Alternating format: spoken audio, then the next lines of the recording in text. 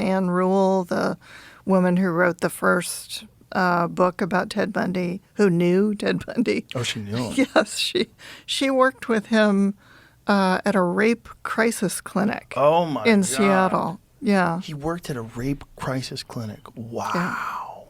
He was very interested in doing research on rape Wow. because, of course, he was something of an expert. So, yeah, that was why that book was such a phenomenon, because she knew him before anybody had identified, anything in him. She liked him. She was friends with him. Wow. She gave him, a ride to the Christmas party. Oh, my God.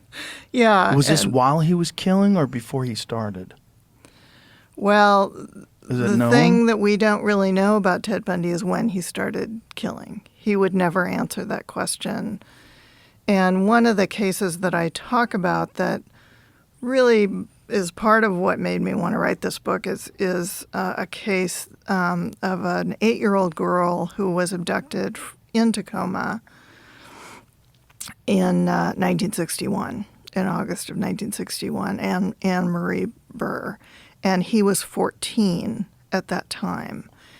And he is now one of the principal suspects, I think, behind her abduction. Oh, wow. So that may have been his first 14. murder. Wow. Yeah.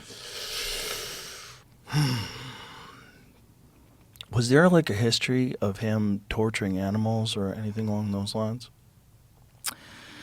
No, but one of the things that I think the FBI was discovering when they started doing all this, investigation of the pasts, the childhood of serial killers, was that this starts really young, that the fantasies and the obsessions with, some of them famously do torture or kill the Right. family pets and Yeah. so forth.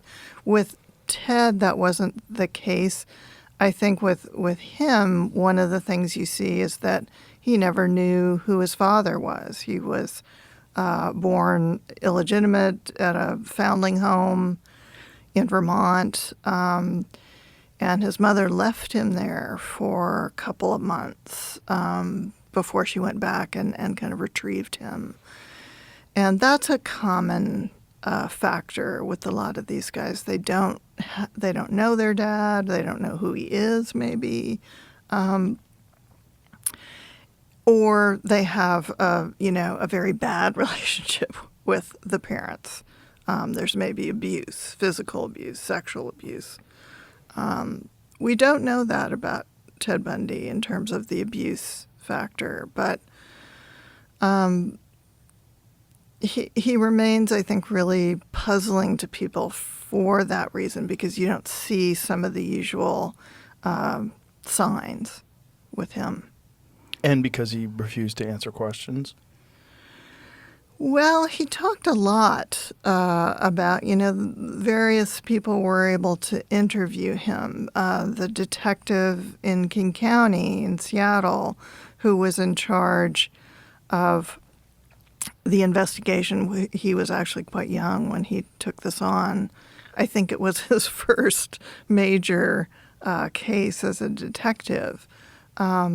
He eventually was able to interview Ted Bundy in prison when he was on death row.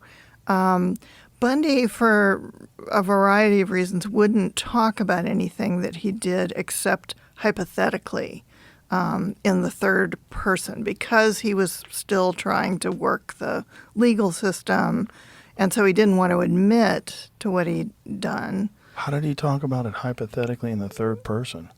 I mean, it was sort of like O.J. Simpson or something. He would say, well, if somebody was going to do this, Oh, God. here's what he probably would have done.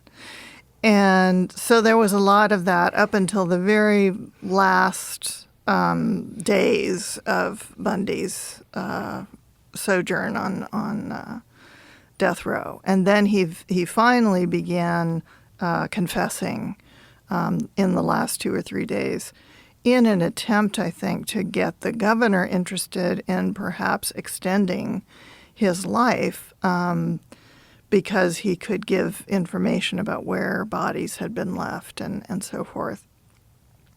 But that didn't convince the governor of Florida. Phew.